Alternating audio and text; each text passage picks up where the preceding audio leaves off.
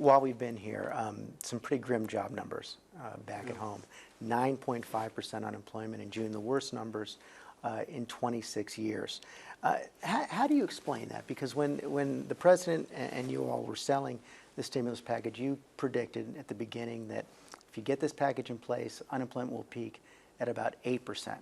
So either you misread the economy or the stimulus package is too slow and too small. The truth is, we and everyone else misread the economy. The figures we worked off of in January were the consensus figures of most of the blue chip indexes out there.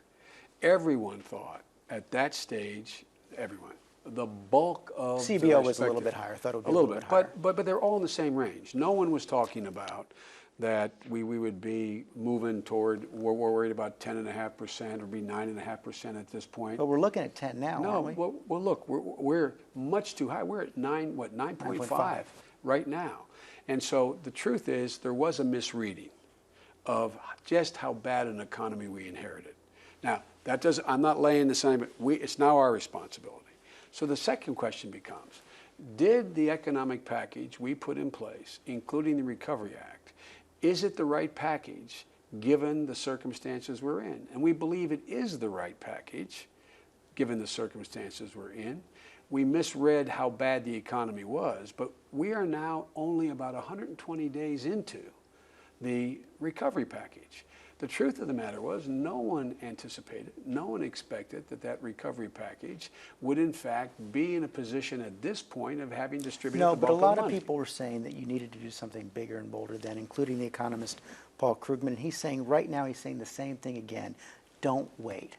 You need a second stimulus. You need it now. Look, what we have to do now is we have to properly, adequately, transparently, and effectively spend out this $787 That's your job. billion. You're in charge of it now. That is my job, and I think we're doing it well. If you notice, George, I mean, there were other predictions. This was going to be wasteful, and all these terrible projects were going to be out there, and we wasting money. Well, that dog hasn't barked yet. Well, Senator Coburn's identified some. Yeah, no, he hasn't, but he did. He identified 148 of which we had already killed. And the rest I dispute. So the bottom line, though, is I think anybody would say this has been pretty well managed so far. The question is, how do you now, what we have to do, George, is we have to, as this rolls out, put more pace on the ball. The second 100 days, you're going to see a lot more jobs created, and the reason you are is now all these contracts for the over several thousand highway projects that have been approved. But you're also seeing states across the country cutting back on their programs. Many of the people on unemployment today are going to run out of unemployment in September. That means for a lot of those people, if there's not a second stimulus, they're going to be out in the cold. Well, look, we have increased the amount of money unemployed. Those in unemployment roll have gotten 12 million people are getting more money because of the stimulus package. We've increased the number of people eligible by 2 million people. We've given a tax cut to 95% of the people who get a pay stub.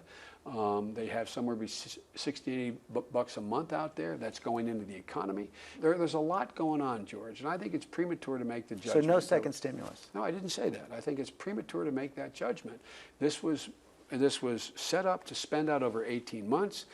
There are going to be major programs. They're going to take effect in September. $7.5 billion for broadband, new money for high-speed rail, the implementation of the grid, the new electric grid, and so this has just started. The pace of the ball is now going to increase. So you're in charge of the stimulus. You're the president's envoy here in Iraq. You're supposed to settle this dispute between the Director of National Intelligence and the CIA over who's going to appoint the station chiefs. By the way, have you solved that one yet?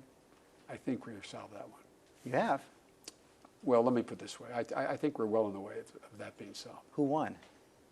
They both won. So they're going to share the responsibility to appoint station chiefs? Not done yet. Let me comment on that next week to you.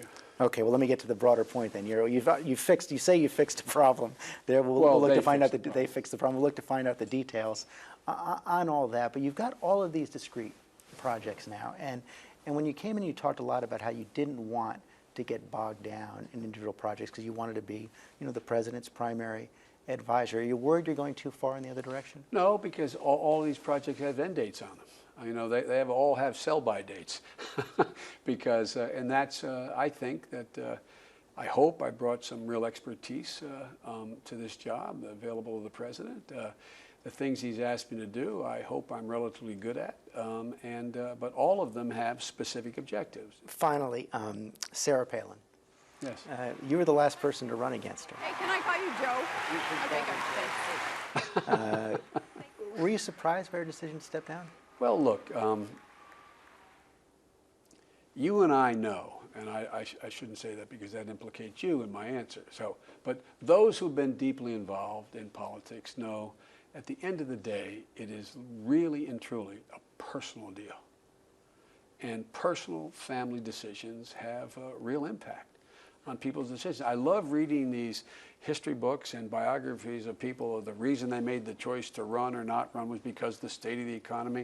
It maybe had a lot to do with what the state of their life was and the state of their family, et cetera. So I'm not going to second guess her. She cast herself as the victim of political blood sport in that press conference. Is that how you see it? No, I respect her decision. I don't know what prompted her decision to not only not run again and also to step down as a consequence of the decision not to run in 2010. I take her at her word that it had a personal ingredient in it, and you have to respect that. Mr. Vice President, thank you very much. Thank you.